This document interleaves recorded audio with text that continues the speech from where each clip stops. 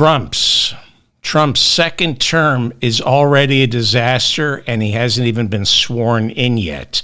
On today's show, Trump's disastrous pick for Attorney General Matt Gaetz is withdrawn as Republicans in the Senate say no. I'll go over the Republicans in the Senate who are joining the resistance. Pam Bondi, the former Attorney General for the state of Florida, is now Trump's pick for Attorney General. I'll explain why she's just as bad, if not worse, than Matt Gaetz. Rudy Giuliani ordered back in court as a judge demands to know why he shouldn't be thrown in jail. More on that. Mike Johnson makes a decision on congressional bathrooms. A new police report makes those rape allegations against Pete Hegseth, Trump's pick for Secretary of Defense, well, makes him sound just as bad as Matt Gaetz. And the International Criminal Court issues an arrest warrant for Israeli Prime Minister Benjamin Netanyahu. All that and much more. This is the mop-up for November 22nd, 2024. I'm David Feldman in New York City. Thank you so much for finding me. Please like this episode so I remain in your feed. And, of course, share it. I'm on Blue Sky at David Feldman. You can find me at Blue Sky. Rand Paul is the Republican senator from Kentucky.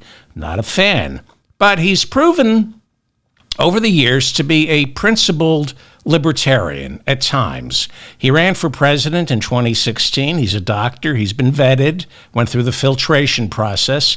I doubt there's a file with embarrassing photos that Donald Trump can drop on Rand Paul's desk and make him bend to his will. And according to Politico, Rand Paul is already speaking out against Donald Trump declaring a national emergency and then using our military to round up undocumented Americans. You might remember last week, Donald Trump said he's going to declare a national emergency because of this fictitious immigrant problem and use our military. Rand Paul said, according to Politico, quote, "I'm not in favor of sending the army in uniforms into our cities to collect people. I think it's a terrible image, and that's not what we use our military for. We never have, and it's actually been illegal for over 100 years to bring the army into our cities." Mark Kreidler has a terrific piece over at the American Prospect entitled "Why Mass Deportations Would Cripple California's Economy." He says there are about 2 million undocumented Americans in California, and they comprise half the state's agricultural industry. Half. 30% of all construction workers in Los Angeles, undocumented. Nearly 18% of all manufacturing jobs in Southern California performed by undocumented workers. Kreidler says if Trump is allowed to keep his promise of deporting 5% of the undocumented Americans in this country, he will destroy our nation's economy. Do you really think California is a sanctuary state? That Los Angeles is a sanctuary city because of the goodness in their hearts? The entire economy of California runs on undocumented Americans. Mark Kreidler over at the American Prospect writes that in 2022, undocumented Americans paid $100 billion in federal, state, and local taxes. In 2022, undocumented Americans paid $100 billion in federal, state, and local taxes. He points out that they also pay into Medicare, Medicaid, unemployment insurance, and Social Security, even though they're not entitled to any of it. Jamshid Demui, executive director of the Center for Economics of Social Issues at California Lutheran University, told Mark Kreidler over at the American Prospect, quote, "Undocumented immigrants are not a source of depletion of our tax revenue. They subsidize our benefits. They are not the takers of our tax revenue, but the makers who receive very little in return, unquote. There is no migrant crisis. There is no immigration crisis. Where is the leadership in the Democratic Party to push back against these lies? Trump hasn't even been sworn in yet, and already this administration is going to be a disaster. We got 3 sexual assault scandals in 1 week. Matt Gaetz, who just withdrew his name for Attorney General. Then there's Fox News' Pete Hegseth, Trump's pick for Defense Secretary. He's accused of rape. And Linda McMahon, his Secretary of Education, is being sued for turning a blind eye to child rape over at the WWE. Everyone he's nominated, from Tulsi Gabbard to Robert Kennedy Jr., is a mental defective. These people are dangerous, but they do not scare me. Matt Gaetz is out. Trump wanted to just test Senate Republicans to see how much he could bend them to his will, and he found out. The votes just weren't there. Now, I get it. A lot of us are depressed and scared. But unless you're an undocumented American, knock it off, get to work, and fight for your country. On today's show, I'm going to go over the halfway decent Republicans still left in the Senate who don't like being bullied or having their constitutional authority stripped away from them by an impetuous lunatic. So get in the fight. A little later on in the show, I will go over, let's not call them the good Republicans, let's just say the Republicans in the Senate who are just as arrogant as Donald Trump and don't like getting pushed around. Now, there are things to be afraid of. There's going to be a tax cut for the very rich that will add trillions to our debt. And they are going to try to cut Medicaid, food stamps, aid to dependent children, Medicare, and Social Security to pay for these tax cuts. They're going to try to fire about 50,000 federal employees. They're going to try to turn the Environmental Protection Agency into a wholly owned subsidiary of the fossil fuel industry. The FTC and the Justice Department are not going to prosecute the banks or try to break up the monopolies the way the Biden Justice Department is doing as we speak. Donald Trump is going to try to roll back a lot of what Joe Biden accomplished in the past 4 years. And of course, he's going to make a sadistic show of force with the migrants and the undocumented Americans and satisfy the bloodlust of his MAGA moron supporters by destroying the lives of innocent people. If we let them, it's going to be brutal. The first line of defense, migrants and the LGBT community, among others. But they're telling us what they're going to do. We have to protect the migrants. It's going to be brutal. But believe it or not, we are still a nation of laws. I know. It's hard to believe. But Donald Trump was convicted in May on 34 counts. He has been ordered to pay the state of New York $500 million for defrauding lenders. He's been ordered to pay E. Jean Carroll nearly $85 million for defamation after he sexually assaulted her. There is still congressional oversight. He was impeached twice. His chief financial officer, Alan Weisselberg, has been sent to Rikers Island twice. His chief of staff, Mark Meadows, is under indictment. I can go on and on. Very few people who work for Donald Trump come out of it with their personal or their financial life unshaken. Yes, I get it. I'm the first one to admit the American criminal justice system is a joke. More than 2 million Americans behind bars, most of them never even had a trial. But that same criminal justice system, those same civil and criminal courts have tortured and humiliated Donald Trump for the past 4 years, exposed him as the charlatan he's always been, and there's no reason to believe it's ever going to stop. People are going to continue to challenge him, not just in the courts, but in the halls of Congress. And it's not just going to be Democrats. Believe it or not, there are still Republicans in the Senate who are now telling Donald Trump the honeymoon is over and you cannot run roughshod over our Constitution. Again, later in the show, I'm going to go over these Republicans. And if you're lucky enough to live in a state with a Republican senator or a Republican member of Congress, then you have a great opportunity to make your voice heard. When you call and they check your area code and it's from a state they represent, they listen.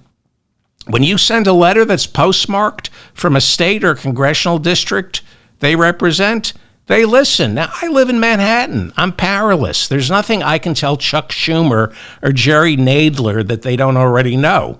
But if you live in a purple district or a state like North Carolina that has 2 Republican senators but just elected a Democratic governor, you have a lot of power. Use it. It falls on you to write your Republican representatives and order them to fight for our country. Look, in the past 4 years, we didn't get Medicare for all. We didn't outlaw the oil companies, and we didn't tax billionaires out of existence. But the past 4 years have seen the most progressive legislation since Lyndon Johnson. Bernie Sanders, of all people, calls Joe Biden the most progressive president since Franklin Delano Roosevelt. And he did it very quickly at warp speed in the first 2 years. The CHIPS Act, the Inflation Reduction Act, the Bipartisan Infrastructure Bill, the Stimulus Bill. These were massive blocks of not just fiscal spending, but industrial policy. For the first time in American history, we have an industrial policy. Joe Biden did things that will reveal themselves decades from now. For national security reasons, Joe Biden pumped hundreds of billions of dollars into the next generation of computers and the next generation of alternative energy. Again, the effects are just beginning to get felt. Joe Biden did more in his first 2 years as president than Barack Obama did in 8 years. That's one of the reasons Kamala Harris didn't get reelected. And I mean that. Joe Biden accomplished so much in his first 2 years. It happened so quickly at warp speed. It's one of the reasons Kamala Harris didn't get reelected. For better or worse, there is an ebb and flow to American politics, which is easy to appreciate if you're not part of the half of this country that can't come up with $500 for an emergency. I know this sounds glib, but there is, whether we like it or not, there is an ebb and flow to American politics and government. I can't control the moon. I'm not an incrementalist. I'm not an apologist for the Democratic Party. But check your historical compass. You need to know where we are. Trump won partly because of the physics of politics. It's Newtonian. What we're witnessing right now, what we're seeing right now, is almost an equal and opposite reaction to the explosive success of Joe Biden's first 2 years in office. But it's a reaction. What we're saying right now is a reaction. And a reaction doesn't mean Trump and the Republicans will get anything done. We can stop them. And by doing so, we can hold on to the gains we made during the first 2 years of Joe Biden's presidency. If we stand up, if we rise up, if we make our voices heard, if we work the system. If you use our Constitution, then it can't be taken away from us. This is not a movie. This is not Nazi Germany. This is just America electing history's greatest con man once again. And yes, I'm not trying to sound glib. People will get hurt because of Donald Trump. But way more people are going to suffer if we don't speak up, if we don't tell our politicians, especially the Republicans, if we don't let them know this is unacceptable. We have some breaking news this morning. Senate Republicans now officially hold only a 53 to 47 majority going into 2025. The votes have all been tallied, and after all is said and done, Republicans only picked up 4 seats in the Senate. It could have been much worse. This, after 3-term Pennsylvania Democrat Bob Casey has officially conceded. He called hedge fund manager Republican David McCormick late Thursday and said, well, I'm looking at the early reports from this recount, and I'm not going to win. Aaron Blake of the Washington Post writes that the Republican Party is on track to scoring the second smallest House majority in American history. When the final results come in, the House could be a 220 to 215 split, meaning all it takes is 3 Republicans to kill a bill. All it takes is 3 Republicans from a purple district to kill Trump's entire agenda. The first thing these Republicans are going to try to do is give the rich a tax cut and make the working class pay for it by cutting Medicare, Medicaid, food stamps, benefits for dependent families, you name it. And all you need to do is get 3 Republican members of the House to say no, and that entire agenda is killed. 3 Republicans. Are you going to pick up your phone? Are you going to write a letter? Are you going to visit your local representative's office?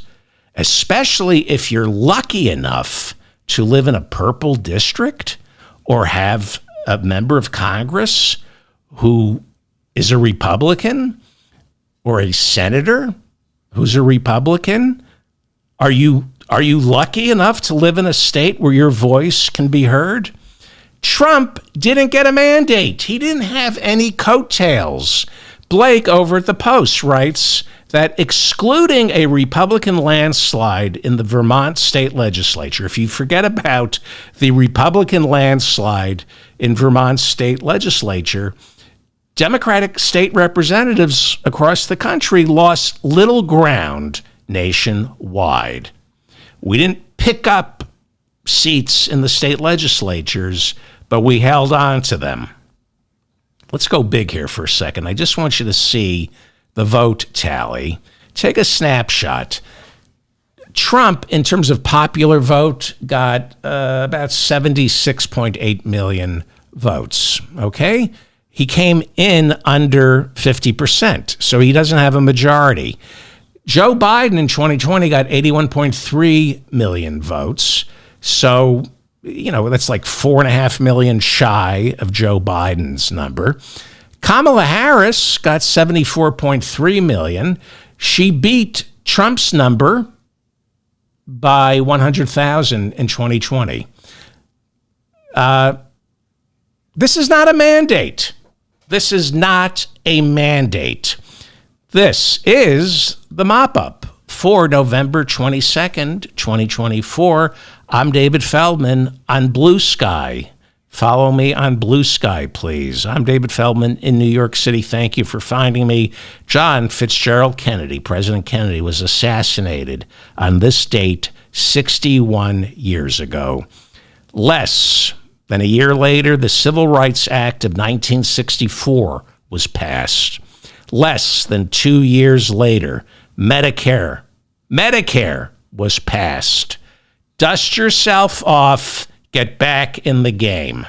Brazilian police recommended yesterday that former President Jair Bolsonaro be arrested for plotting to overthrow the Brazilian government. The police didn't go into details what they're going to charge him with, what they're going to present to prosecutors. Bolsonaro lost his re-election bid to the current president, Luiz Inácio Lula da Silva, and while Bolsonaro did leave office, he never acknowledged defeat, and his supporters stormed the Capitol. Bolsonaro flew to Palm Beach afterwards to meet with Donald Trump and Steve Bannon. Steve Bannon is one of his advisors. This is an international problem. You're not alone. This is an international problem. The two Georgia election workers defamed by Rudy Giuliani have asked the judge in that case to charge him with contempt, as Rudy Giuliani continues to accuse them of stuffing ballots for Joe Biden back in 2020. Giuliani was ordered by that judge in May to stop repeating the lie, a lie that so far has cost him $150 million. Lawyers for Wandrea Shea Moss and Ruby Freeman told the judge yesterday that Rudy Giuliani, on two recent podcasts, defamed the mother and daughter election workers once again when he told listeners, quote, "They never let me show the tapes that show them quadruple counting the ballots, passing these little hard drives that we maintain were used to fix the voting machines. And they say it was candy." Right. This is what he's repeating, the lie that cost him $150 million. Michael J. Gottlieb, representing the two women, the two election workers, told the judge yesterday, quote, "These statements repeat the same exact lies for which Mr. Giuliani has already been held liable and which he agreed to be bound by court order to stop repeating." Yesterday, the judge gave Rudy until December 2nd to explain why he shouldn't be held in contempt. Another hearing is scheduled for early next year as to the disposition of Rudy's multi-million-dollar Florida apartment, which Rudy doesn't want to turn over to the election workers. This month, Rudy Giuliani finally turned over his multi-million-dollar Manhattan apartment, his watches, and a Mercedes. He said if he's forced to turn over his multi-million-dollar Florida apartment, he will have no place to live, asking on his podcast, "Do you want me to end up homeless?" No, Rudy, we want you to end up in prison. A civil lawsuit. Rudy's been indicted. Let me just go over some stuff here. Rudy's been indicted in Arizona for leading the 2020 false elector scheme in that state. Trump can't pardon Rudy for that when he's president because it's a state crime. A civil lawsuit began last month where a former female employee is suing Rudy for wage theft and rape. Trump can't help him there. Presidents have no power in the civil courts. Rudy's also been indicted in the Fulton County, Georgia RICO trial, which is on hold indefinitely. Now, Trump's trial there may have to wait until 4 years from now, but not Rudy's. Not Rudy's. Wait, we have late breaking news. This just in. Late breaking news. Hang on. I have something. Let's go full screen. We have late breaking news. A new photograph. Yes, a new photograph of Donald Trump's White House Director of Communications, Stephen Chung, has arrived. Here it is. It's a brand new picture of Stephen Chung. That is Donald Trump's communications director. I am sending him pictures of myself topless. I think this is a very sad, frightened man, Stephen Chung. Look at him. He will be getting letters from me, photographs of me without my shirt on. All right. Very exciting. Despite opposition, I think I'm in love with Stephen Chung. He's a mean man. He's mean, and you know, they say you can make fun of people. They say it's okay. It's just a joke, right, Stephen Chung? Despite opposition from the ACLU and Democrats, the Republican-controlled House yesterday passed a bill granting the president power to end tax-exempt status for non-profits he thinks might be funding terrorists. The bill would allow the president to act unilaterally through the Treasury Department with little to no congressional oversight. Originally, Democrats were in favor of this bill when it looked like Kamala Harris was going to be our next president.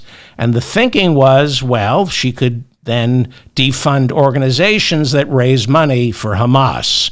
But now Democrats are terrified that Trump will designate Planned Parenthood a terrorist organization, or even the ACLU, and take away their tax-exempt status.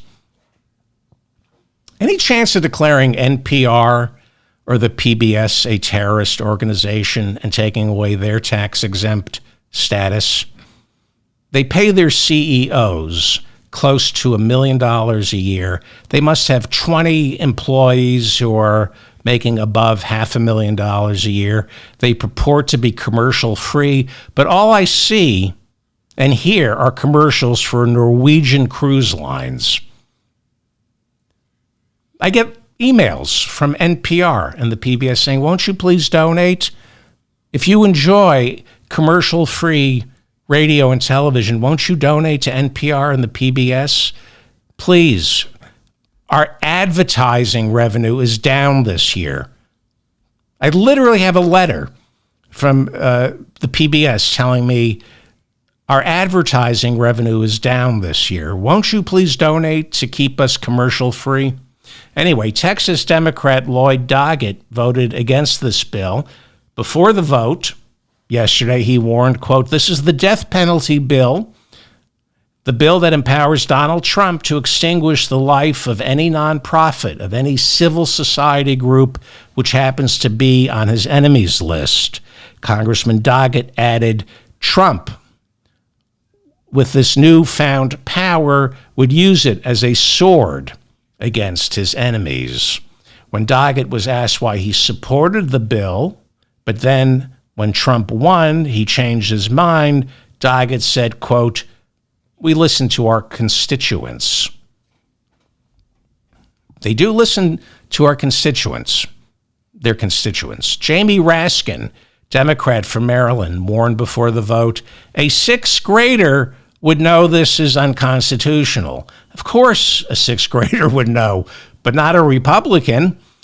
He said, this is an unlawful power to vest in any president and a dangerous power to vest in a president who shows no qualms about leveling threats of retribution and revenge against his enemies. This bill is expected to die in the Senate, where Democrat Chuck Schumer is still the majority leader, but no doubt it will be revisited next year when the Republicans control both chambers. Earlier this month, former Speaker Nancy Pelosi told the New York Times that she blames Trump's victory on Joe Biden for not getting out of the race earlier enough. Yesterday, she told the Washington Post that Democrats lost because the Republican Party is better at social media. Really? You mean better at Facebook, Nancy? The company you and your husband own $20 million of stock in? I see. So it's a messaging problem, Nancy. The problem isn't the message. The problem is the messaging. Well, let me help you out. Medicare for all, climate change, put the oil companies out of business, tax billionaires out of existence. That's the message.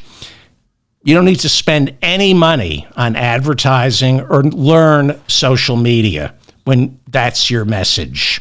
You can spend $2 billion on social media advertising, rallies starring John Bon Jovi or Bruce Springsteen. You can spend hundreds of millions of dollars getting out the message that this is a campaign about joy. But you're going to lose unless you make the campaign about Medicare for all, destroying the oil companies and taxing billionaires out of existence. Voters don't want politicians to help them experience joy. We want money in our pocket. That's what we want. Medicare for all, tax the billionaires out of existence, redistribute the wealth downward instead of upwards, and put the oil companies, make the oil companies as extinct as the dinosaurs who create the oil. Well, after hemming and hawing, Speaker Mike Johnson made it official he has banned transgender women from using female congressional restrooms.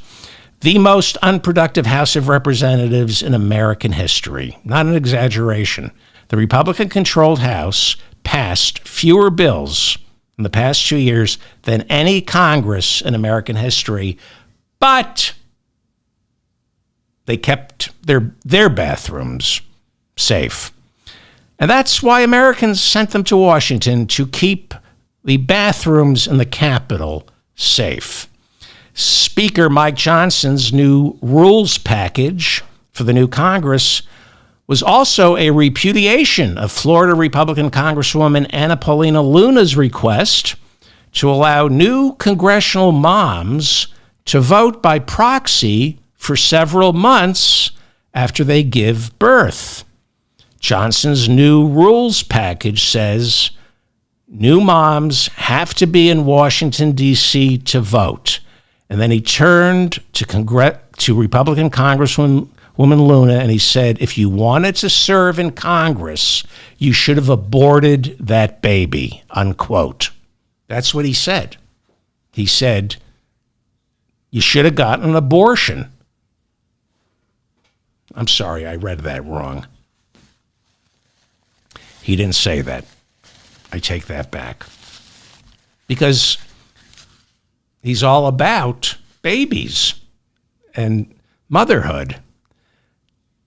Marjorie Taylor Greene next year will chair a new oversight committee working with Elon Musk and Vivek Ramaswamy to root out government waste.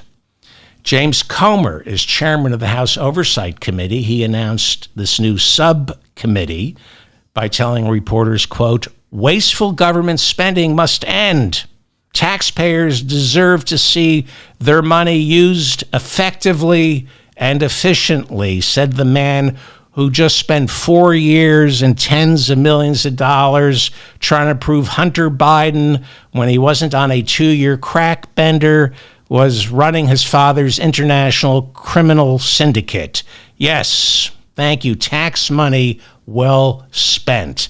Thank you. Moving on. What's going on? Why is that slide? What's going on here? This is not... What is this? How did this get into the switcher? College girlfriend says James Comer abused her. This is from the Kentucky Courier Journal, May 4th. This is an article about chairman of the House Oversight Committee, James Comer. Why is this in there? I've already shown this to everybody. Why is this? Who put this in here? All right, I have to just go through this. Sorry about this. From the Courier Journal. A woman who dated gubernatorial candidate James Comer. This was when he was running for governor of Kentucky before he became chairman of the Congressional Oversight Committee. A woman who dated gubernatorial candidate James Comer, while the two were in college, sent in a letter to the Courier Journal on Monday that he was physically and mentally abusive to her during what she said was a 2-year relationship. Quote, did Jamie Comer ever hit me? Yes, wrote Marilyn Thomas, who attended Western Kentucky University with James Comer in the early 1990s. Why? What does this have to do with waste and efficiency in government? Why are we showing this? In the 4-page letter, Thomas detailed a relationship that she said, quote, was toxic, abusive, and caused me a lot of suffering. His controlling and aggressive personality alienated me from most of my family and friends at the time, unquote. Thomas said Comer threatened and belittled her, and that she ultimately moved away from Kentucky in an effort to leave that chapter of her life behind. She now lives in New York. Okay, I just don't understand why this was put in the switch. Okay, can we get on? All right. In the letter, Thomas does not offer specific details of the alleged physical abuse other than to say Comer struck her. She told a reporter that she never filed a police complaint against him. In the letter, she said she had been emotionally weak at the time. Quote, everything I did, everywhere I went, and everyone with whom I interacted had to be approved by Comer, Thomas wrote. Wow, controlling, very controlling. That doesn't sound like a man who's opposed to abortion, that he would be that. I thought men who are opposed to abortion are not controlling. She said consequences were violent and swift otherwise. She said Comer became enraged in 1991 after they visited a Louisville abortion clinic. Oh, I guess to stand outside and protest? No, and learned that she had used his real name on a form requiring proof that she had an escort to drive her home. Wait. Why do you, if you're anti-abortion and you go to an abortion clinic to protest, why do you have to fill out a form requiring proof that you have an escort to drive you home from a protest outside an abortion clinic? I don't understand this. Wendy Curley, who said she shared a dorm room at Western Kentucky with Thomas, said that Thomas and Comer had a very rocky relationship. I would see bruises on her wrists and stuff where she'd say, oh, I ran into a table. I fell. That kind of stuff, Curley said. Curley said Thomas never told her she was being abused. Quote, it was always something to cover for him. She didn't want anybody to know that he was abusive. Here's the thing I don't understand, because Comer is anti-abortion. So he and his girlfriend would go to an abortion clinic to protest abortions, obviously, but she put his name on a form to prove that she had an escort to drive her home from an abortion. I don't understand that. All right, wait, there's more. I'm really sorry about this. This has nothing to do with anything. She also said Comer took Thomas for an abortion. Oh, so it wasn't. I see. Quote, I know she ended up getting pregnant in like October of 1991 and had an abortion in the beginning of November. And I remember him seeing her to the dorm and just dropping her off after they got back from the abortion, Curley said. Oh, okay. That's why he was mad that she put his name down as the escort home from the abortion clinic. I was confused. This is James Comer, chairman of the House Oversight Committee. I'm so sorry. This is not the kind of show I want to do this morning. Thomas says she still has paperwork from the visit to the abortion clinic. I kept that piece of paper as a reminder of what desperation and rock bottom feels like. For more than 20 years, that piece of paper has been a source of anxiety and shame, but it was mine. It was only mine. She said the paper is in a lockbox at a Kentucky bank and she didn't have immediate access to it. Okay, I apologize. This should not have... Oh, there's more. Hang on for 1 second. I wanted to talk about Donald Trump's new pick for attorney general. In the letter, Thomas said that Comer once called her parents at 2 a.m. to, quote, make violent threats against me. Mary Rose Thomas, Marilyn Thomas's 83-year-old mother, said in an interview that Comer called her home one morning some 25 years ago. Quote, I couldn't understand everything he was saying, but he said something about your daughter's going to be killed. It was something like that.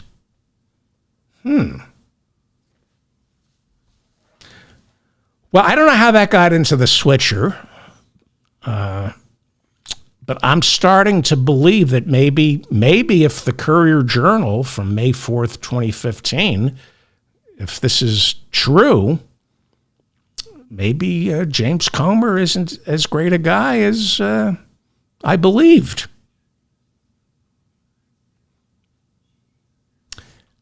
Donald Trump announced he will nominate former Florida Attorney General Pam Bondi for Attorney General. As Attorney General, Bondi served as lead lawyer when Florida joined 26 other states to challenge the constitutionality of Obamacare. Her case thankfully died in the Supreme Court. But in 2018, Bondi joined 19 other Republican attorneys general in a lawsuit to remove the part of Obamacare that forbids insurance companies from covering people with pre-existing conditions or charging them more for their pre-existing conditions. She sued as the Florida Attorney General to get that thrown out of Obamacare because, I mean, if there's one thing we all hate about Obamacare, it's being able to get insurance with pre-existing conditions. You did your best, Pam Bondi. She promised to join the New York State Attorney General in a lawsuit against Donald Trump for tax fraud. But 4 days later, she withdrew after receiving a $25,000 donation from the Trump Charitable Foundation. Seriously, the Trump Charitable Foundation donated money to Pam Bondi, the New York State Attorney General, because that's what philanthropies do.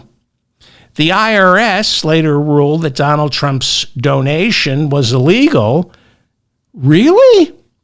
And ordered him to pay a fine and reimburse his charitable foundation. The foundation, the Trump Charitable Foundation, was eventually shut down by New York State Attorney General Letitia James. I believe it happened. She got it shut down while Donald Trump was still president. You can still sue sitting presidents in a civil court.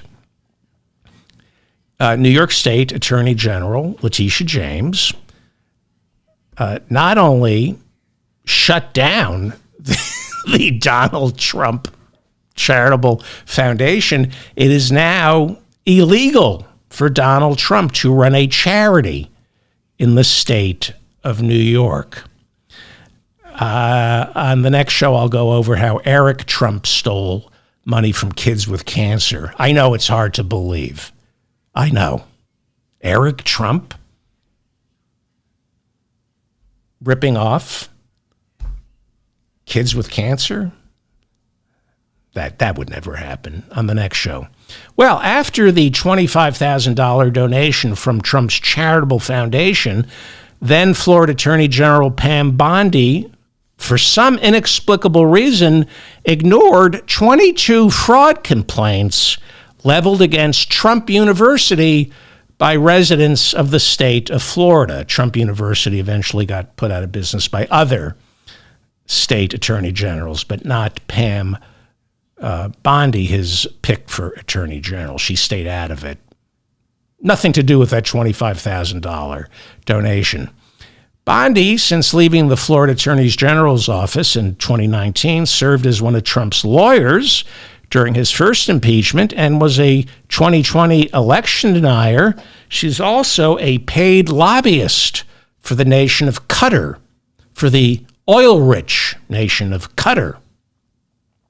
Twice divorced, Bondi has been criticized for her ties to Scientology and opposition to same-sex marriage. She is Donald Trump's new pick for Attorney General. Trump announced her for Attorney General after Matt Gaetz withdrew his name for Attorney General consideration. I love this. The Bulwark reports this morning that Trump pulled the nomination and called Matt Gaetz to say, quote, "You don't have the votes. These senators aren't moving," unquote. This is what resistance looks like. It's not just Democrats, it's Republicans. You have to appeal to the better angels, the few, and you only need a handful of them. You have to work your Republican lawmakers. J.D. Vance was shepherding Matt Gaetz around the Capitol on Wednesday, trying to win over Senate Republicans, but got serious pushback. It's a disaster. Trump, fresh off what he thought was a landslide, far from it, Trump wanted to see how far he could push, and he found out. Republicans in the Senate will not rubber stamp his insanity. Matt Gaetz, as Attorney General, insanity. Now, if you write postcards and call their offices, they will be forced to join this resistance. In the Republican Party, there can be resistance, but you must nurture it. Who were the loudest voices against the Gaetz nomination? Celebrate these Republican names. These are people we can work with. Congressman John Curtis of Utah. He's now Senator-elect Curtis of Utah. He won the seat Mitt Romney just gave up. Keep an eye on John Curtis of Utah.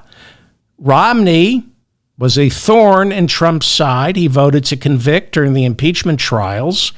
Curtis, let's see if he has some spine. Lisa Murkowski of Alaska said no to Gaetz.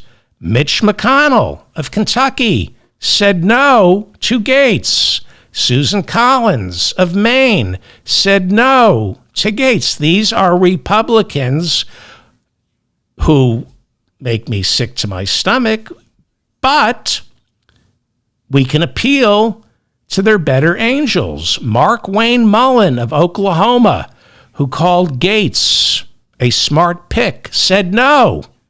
But that's what he said publicly. He said Gaetz was a smart pick publicly.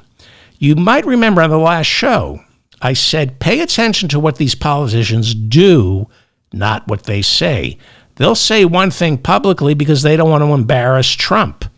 But privately, they're saying no. According to the unofficial whip count, Gaetz could only afford 3 no votes. But as many as 30 Republicans expressed doubt that they could vote to confirm. And they privately urged Donald Trump to get rid of Matt Gaetz. This is what resistance will look like. What did we learn from Matt Gaetz? What did we learn from his nomination getting pulled? Within the Republican Party, there are still people willing to stand up to Trump. And it suggests to you and me that Trump should not be as scary as he wants you to think he is. The resistance we see on the Republican side of the aisle, it will not be performative. It will be a lot of Republican senators picking up the phone when Trump calls, and they're smart politicians. They will flatter Donald Trump. They will say, you know, Mr. President, I'm trying to get there. I know you want me to be on board, and I'm trying to get there. I'm trying. And then they won't do it. And then they won't do it.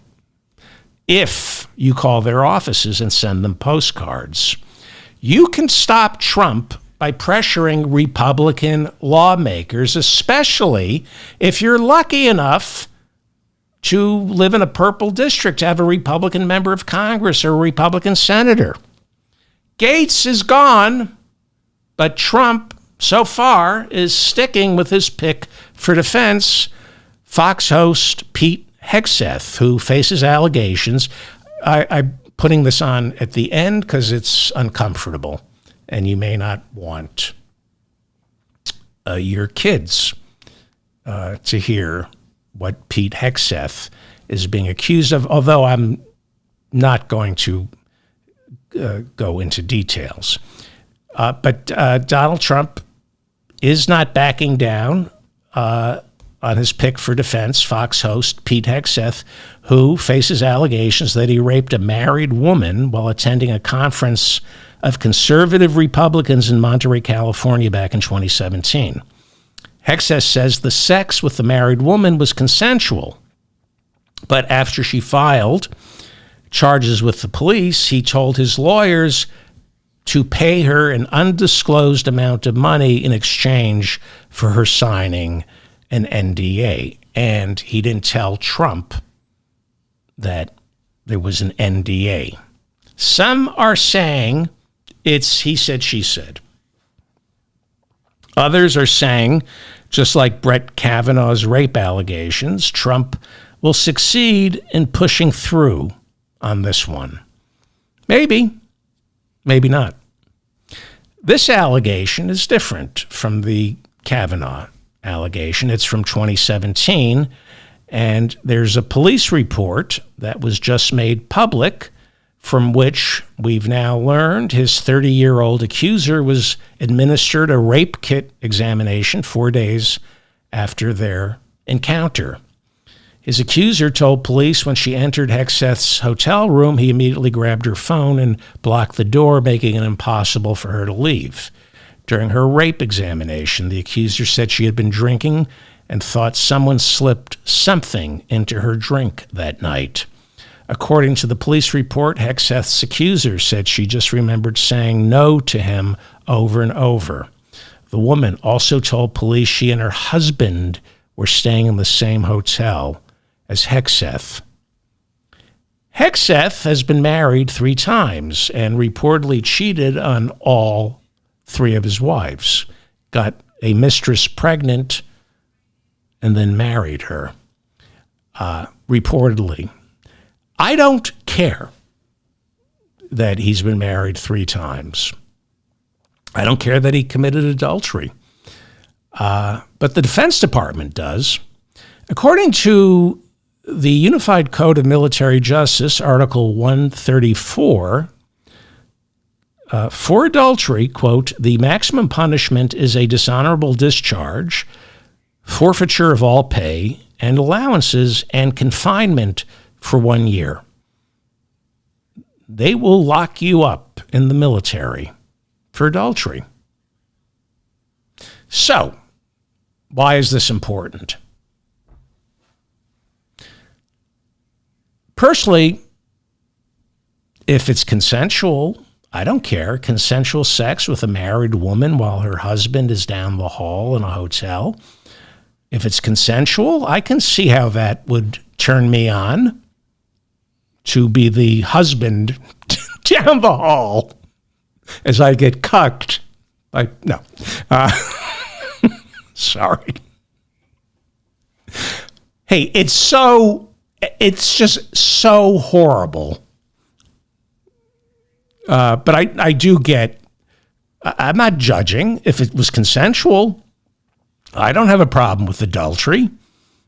Having a couple of drinks, cucking a man by sleeping with his wife. I understand the turn on. It doesn't bother me that Pete Hegseth was cheating on his wife, cheating allegedly with a married woman, having consensual sex. I don't think any less of him or the woman if it's consensual. Seriously, I couldn't care less. Maybe not the type of behavior I'd expect from a devout Christian nationalist like Pete Hegseth, who opposes gay weddings because marriage, he says, is sacred. But again, I don't judge. Actually, I do, but let's pretend I don't. Hegseth is saying this rape accusation is unimportant. And during a Republican prayer call on Wednesday, which his wife attended, there are Republican prayer calls. He attended it with his wife, who used to be his mistress, now it's his wife, allegedly. And during the prayer call, he said, I will not back down. He said during the prayer call that we Republicans need to focus on what's important, not this. Really, this isn't important. Because apparently Hegseth thought it was important. He used to think it was important. That's why he ordered his lawyers to pay this woman an undisclosed amount of money in exchange for her signing an NDA. Why did he want it keep it secret if it's not important? If it's not important, why didn't he mention it to Donald Trump's transition team if it's not important? According to the reporting, he feared that if Fox News found out, they'd fire him. Interesting.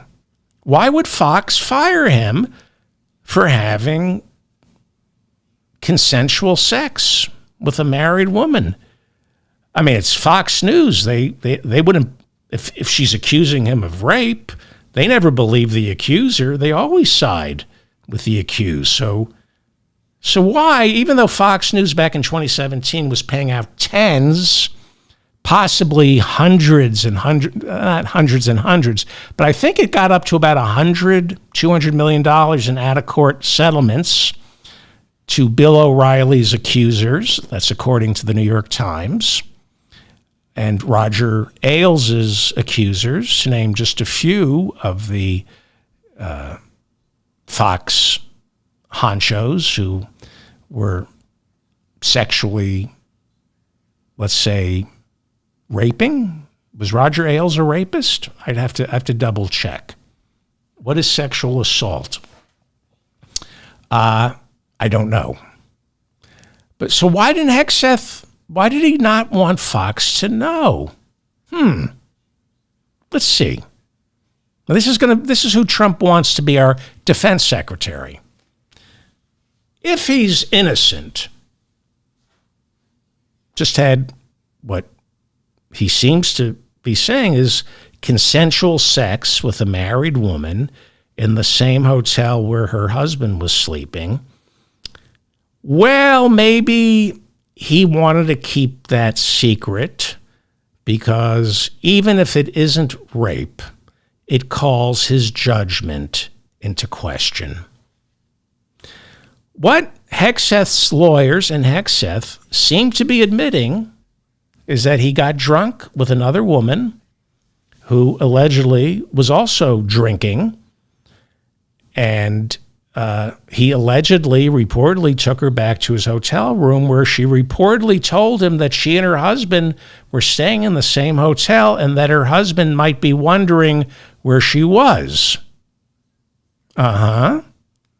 This is a defense secretary. Let's say Hegseth is telling the truth, that he had consensual sex with a married woman knowing her husband was in the same hotel.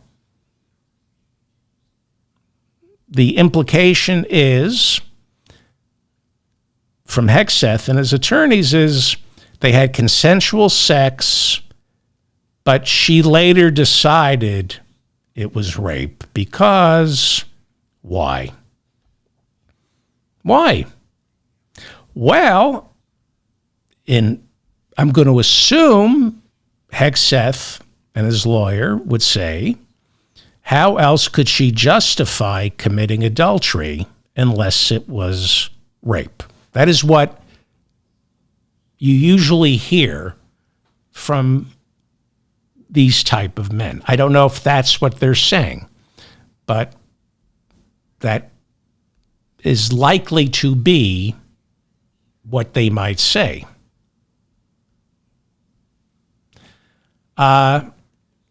Consensual sex with a married woman whose husband is somewhere in the hotel. She feels guilty afterwards and then decides it was rape. Okay, that happens. Ask the black community about that for the past 150 years. How many white women have had sex with a black man and then decide it was rape? How many black men have been locked up or lynched because a white woman later decided it was rape? So, I will give Pete Hegseth all that. But he wants to be our nation's defense secretary, and whether the sex was consensual, that doesn't acquit him for a complete lack of judgment. A defense secretary. How responsible is it to get drunk, be told by a woman, my husband is in the same hotel, let's have consensual sex? How wise is that? Just, don't you think there are going to be complications down the line, even if it is consensual? See, whether she's lying, it doesn't matter when it comes to Pete Hegseth. He wants to be our defense secretary. Consensual sex with a married woman in the same hotel as her husband, with her, that automatically disqualifies Pete Hegseth to lead our military. And again, that's not me saying that. That's Article 134 of the Unified Code of Military Justice.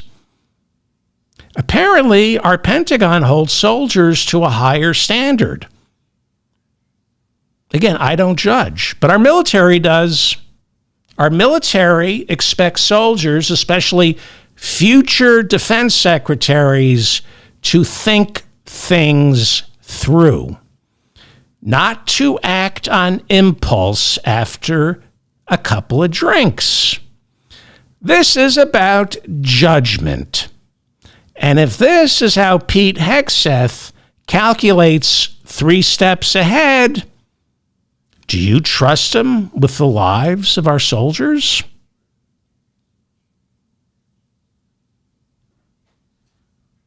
Article 134. Again, I don't care. I couldn't care less if somebody commits adultery, as long as it's consensual. But I don't think his judgment, I don't think this guy is qualified. I think he lacks character.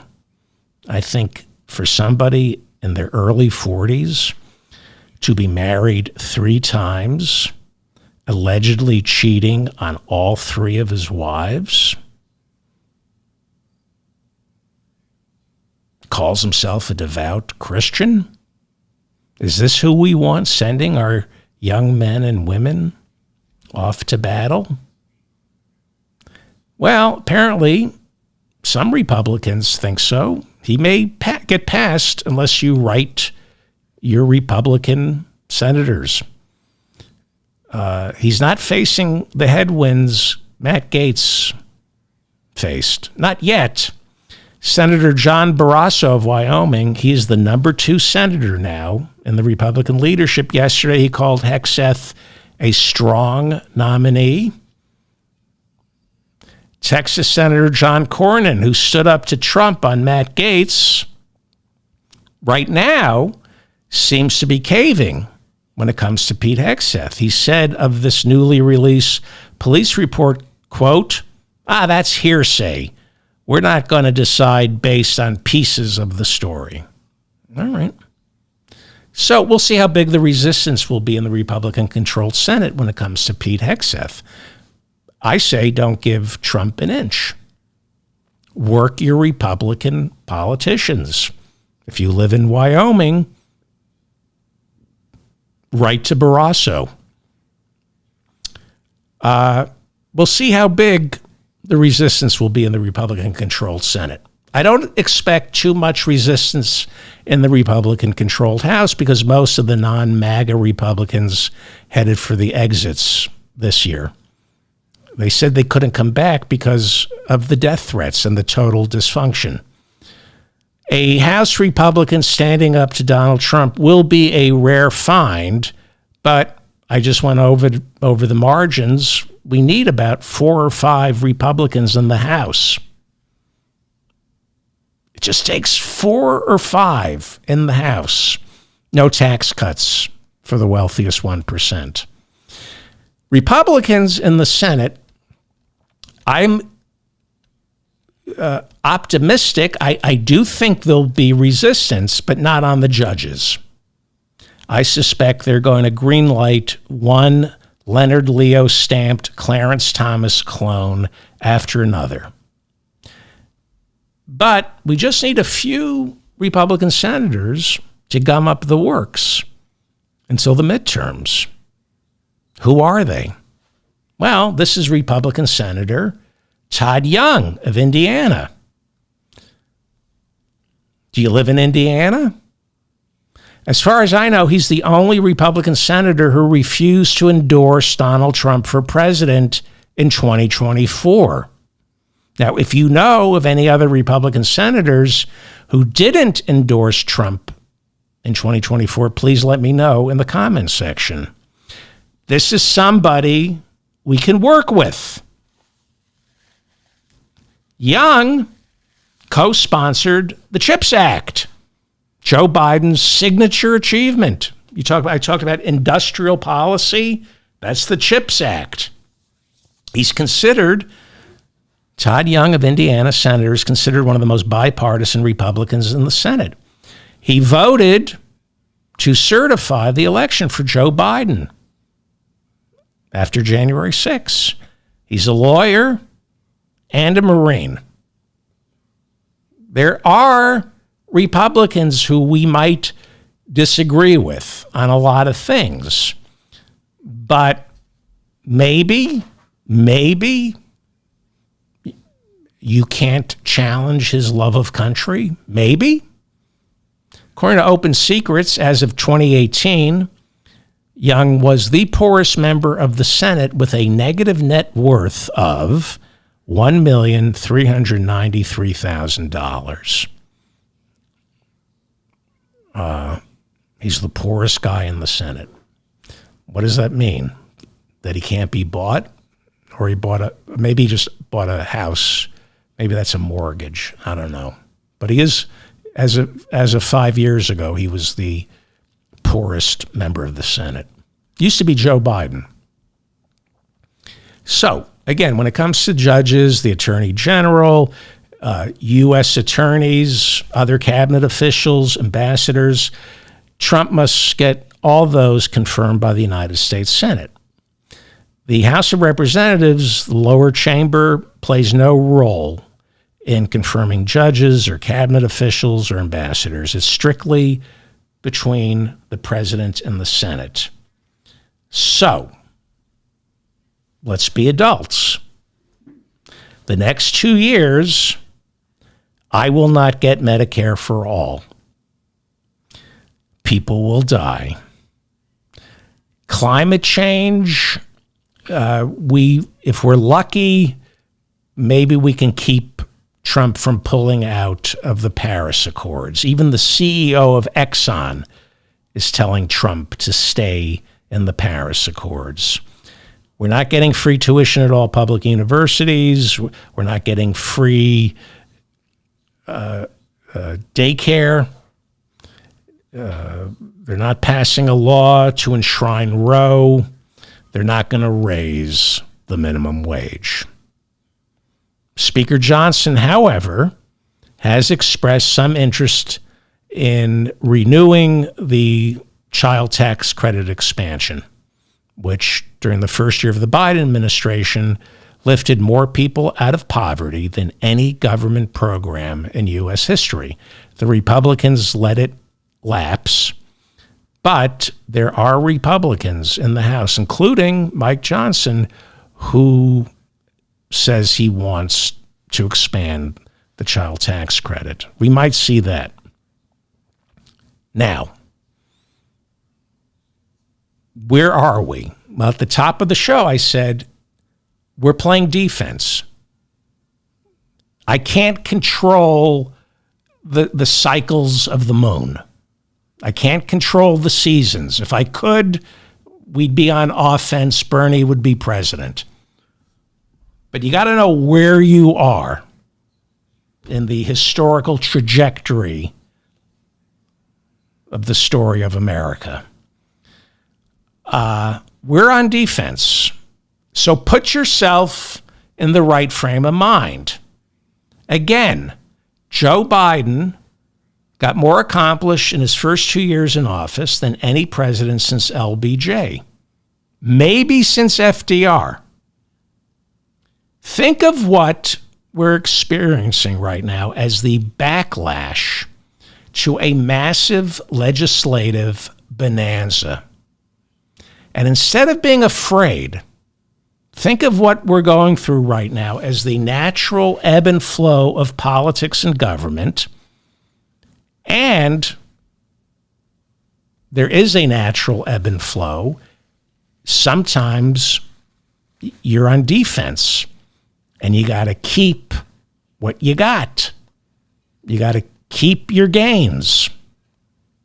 I know this doesn't help half this country that can't come up with $500 for an emergency. I know that. Rent, healthcare, food, the bare essentials are unattainable for half this country. And it's getting worse, which is precisely why Donald Trump won. I believe we can do two things at the same time. I can fight with the Democrats. I can say, if you're a multimillionaire, you don't get a seat at the table in the Democratic leadership. I can scream and yell at the people in my own party and blame them for being out of touch with the needs of more than half this country. At the same time, we can fight the Republicans. We can do both. There's a season for uniting, which I did. I told you that I would. When the election season started, I said, I'm going to be a company man and defend Joe Biden and Kamala Harris. I said, but on November 6th, they're my enemy. I'm a Bernie bro. And I will fight for certain things. You can do both. We can do two things at the same time. So, where are we? Well, for the next 2 years, you got two things, two assignments. Protect all of Joe Biden's gains and the Constitution. Protect the Constitution from Donald Trump. It's very simple. Block out the noise. When people say, it's Nazi Germany, and I always say, don't flatter yourself. Germany produced the greatest minds of the 20th century. We're not capable of becoming Nazi Germany. You have a very simple job for the next 2 years. Protect all of Joe Biden's gains and the Constitution. I want Medicare for all. Not going to get it in the next 2 years. I cannot control the moon. The tide comes in, the tide goes out. Joe Biden is the mama turtle. And the tide has gone out. Let's protect all the eggs that Joe Biden laid on the shore. Yes, I need time off. Yes, that is that analogy or metaphor is a cry for help. I'm exhausted. I'm running on fear, anger, rage, caffeine, and self-loathing. And that turtle thing, wow.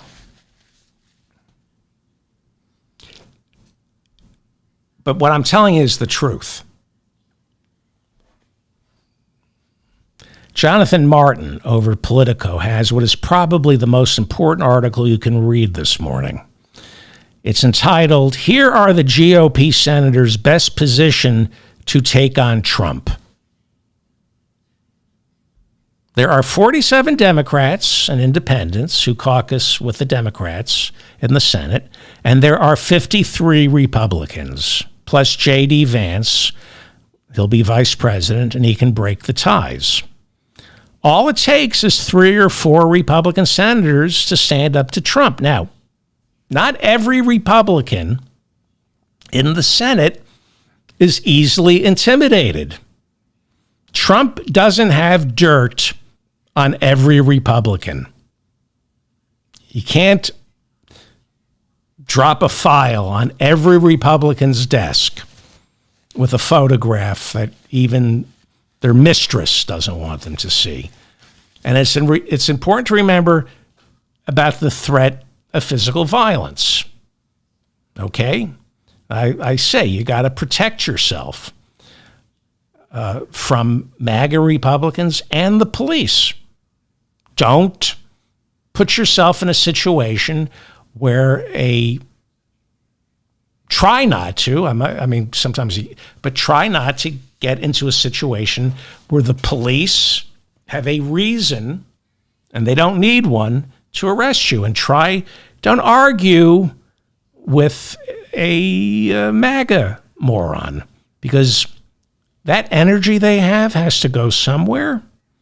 And if we don't feed it, they'll feast upon each other. Go to Thanksgiving and say to your MAGA moron, you won. You're right, you won. Let's watch the Lions. The Detroit Lions, or they play on Thanksgiving, right? Let me say something about violence.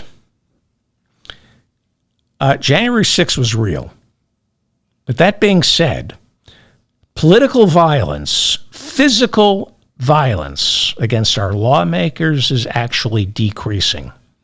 Threats against our lawmakers have increased exponentially since Donald Trump arrived on the scene back in 2015. Online threats, especially against women and members of the LGBTQ community, text messages, phone messages, all those types of threats have surged exponentially. Trump unleashed that. But actual physical violence against politicians has decreased. This is why, if you're scared, think of Congresswoman Sarah McBride. I mean, look what they're doing to her with the bathrooms. So, my advice is work the better angels of the Republican Party. If you live in a red state, that means you have a lot of power and influence to call and write these Republicans and urge them to hold the line, to reject Trump's nominees, every single one of them. Don't give them an inch. It's very simple. In his piece for Politico, Martin lists all the Republicans in the Senate who are either retiring in 2 years or running for re-election. They can be reached. The ones retiring have nothing to lose, and the ones running for re-election, in 2 years, do you think they're going to want to be associated with Donald Trump? Do you really think it's wise to be one of Trump's flunkies now if you want to get reelected in 2 years? Martin points out that Senator Mitch McConnell has nothing to lose. His term is up in 2 years. He's no fan of Trump's. He almost voted to convict during the last impeachment, but said instead, quote, "We have a criminal justice system in this country. We have civil litigation, and former presidents are not immune from being accountable by either one," unquote. So he voted not to convict in the Senate. He said, let the courts decide. The only problem is he is personally responsible for all the judges on the Supreme Court who don't think ex-presidents should be held accountable if their last name is Trump. McConnell's handpicked successor, John Thune of South Dakota, he'll be running the Senate, and Thune, like McConnell, is an institutionalist. With the right pressure, he will pay lip service to Trump, he will deliver tax cuts and judges, but Like McConnell, he'll try to rein Trump in. John Cornyn of Texas is a Bush Republican who may or may not be running for re-election. He turns 73 next year, less likely than most to fear Donald Trump's wrath. According to Jonathan Martin over Politico, the worst Trump can do to someone like John Cornyn is run a MAGA hardliner to primary him.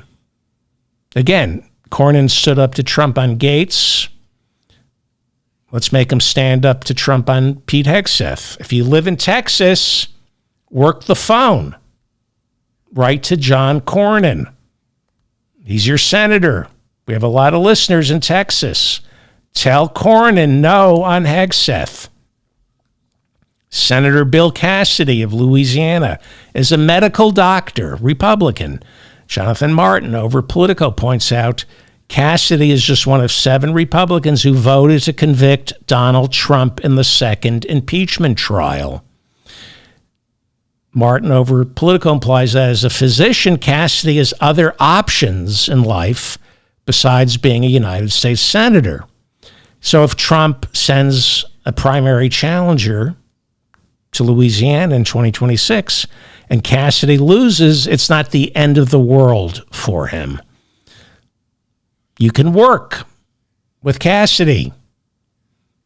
Axios reports Bill Cassidy, however, thinks Dr. Oz's appointment to be the administrator of Medicare and Medicaid is a swell idea.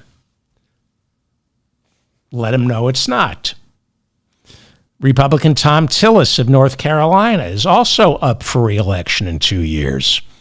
North Carolina, this cycle, shifted and became a swing state with Democrat Josh Stein elected governor. He's replacing Democratic Governor Roy Cooper. North Carolina elects Democrats statewide. So Republican Senator Tillis can be pressured to stand up to Trump. He wants to get reelected. If you're lucky enough to live in North Carolina, write him letters, make phone calls to his office, pressure him. Again, if your area code says North Carolina, if your return address says North Carolina, you'd be amazed how much clout you have with these Republicans. Susan Collins is the Republican senator from Maine, and she's indicated she's running for re-election in 2 years. Maine is a blue state, essentially, sort of. Angus King is an independent who caucuses with the Democrats. He's the other senator. And Kamala Harris got 3 electoral votes in Maine. Trump got only 1. Maine and Nebraska are the only states that are not winner take all. Susan Collins is very quiet and passive aggressive the way she stands up to Donald Trump. Yes, she didn't vote to convict Trump. She said he learned his lesson. I think she voted. Did she vote for Kavanaugh? I don't know. Axios reports that she has signaled no recess appointments, and she wants thorough vetting for Donald Trump's picks, especially for HHS. That'll be Bobby Kennedy. And the administrator of Medicare and Medicaid, that would be Dr. Oz. And finally, Martin also mentions Republican Senator Joni Ernst of Iowa. She's in her 70s, also up for re-election in 2 years. And she doesn't share Donald Trump's isolationism or his obedience to Vladimir Putin. The International Criminal Court on Thursday issued an arrest warrant for Israeli Prime Minister Benjamin Netanyahu, along with Israel's former defense minister Yoav Gallant, charging both men with war crimes and crimes against humanity. Both men charged with intentionally depriving Palestinians in Gaza of food, medicine, electricity, and medical supplies starting on October 8th, 2023. Both men charged with blocking international humanitarian relief from reaching civilians in Gaza, with no sound military excuse for these actions. The arrest warrant accuses both men of being responsible for Palestinians, including children, dying from malnutrition and dehydration. The arrest warrant also charges that by not allowing medical supplies into Gaza, these two men forced doctors to perform surgery without providing anesthesia to their patients. The ICC also issued an arrest warrant for Mohammed Diab Ibrahim al-Masri. He's the commander of Hamas's military wing. He's charged with crimes against humanity for helping lead the October 7th attack on Israel. The court charges him with crimes against humanity of murder, extermination, torture, and rape, and other forms of sexual violence, as well as the war crime of murder, cruel treatment, torture, taking hostages, outrages upon personal dignity, and rape, and other form of sexual violence. The ICC cautioned the warrant may not be served since there are reports that he has been killed by the Israeli Defense Force. In 2015, Palestine signed on to the Rome Statute, recognizing the jurisdiction of the International Criminal Court. The State of Israel and the United States are not signatories to the Rome Agreement and therefore are not legally bound by the International Criminal Court. But that doesn't mean Israelis and Americans are not subject to arrest by the ICC when they travel to countries that are signatories. There's a reason Henry Kissinger didn't go to Spain. I'm David Feldman, reminding you to stay strong and protect the weak. This has been the mop-up for November 22nd, 2024. It is the 61st anniversary of the assassination of President Kennedy, when the world was upside down, when there was a coup in this country. And as I said, a year later, we had the Civil Rights Act of 1964. 2 years later, we had Medicare. Follow me on Blue Sky, please. That's where I'm migrating. Stay focused. Stay focused. Medicare for all. Climate change. Getting the oil companies to keep it in the ground. Tax billionaires out of existence. Protect members of marginalized communities. Be nice to people.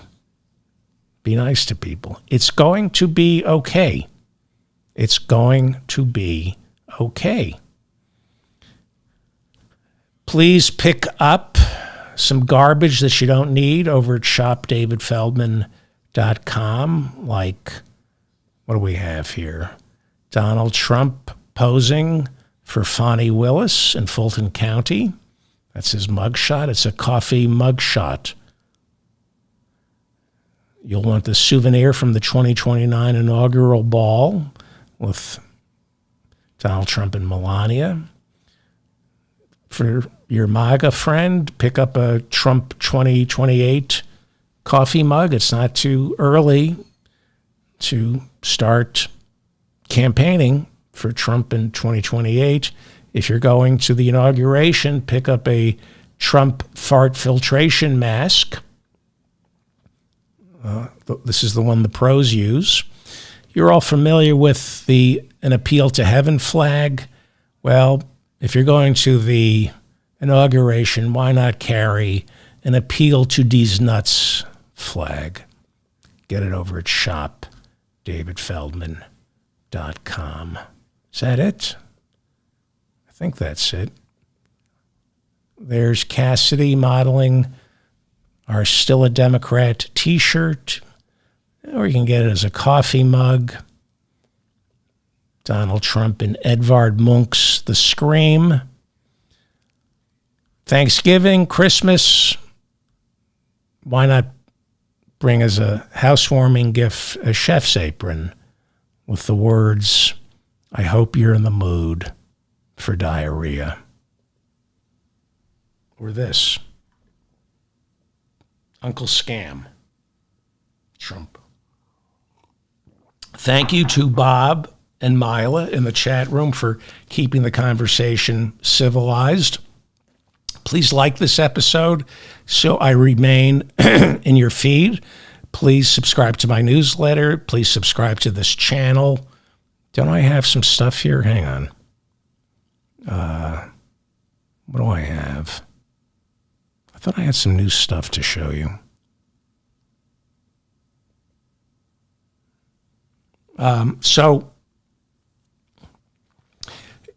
No show tomorrow.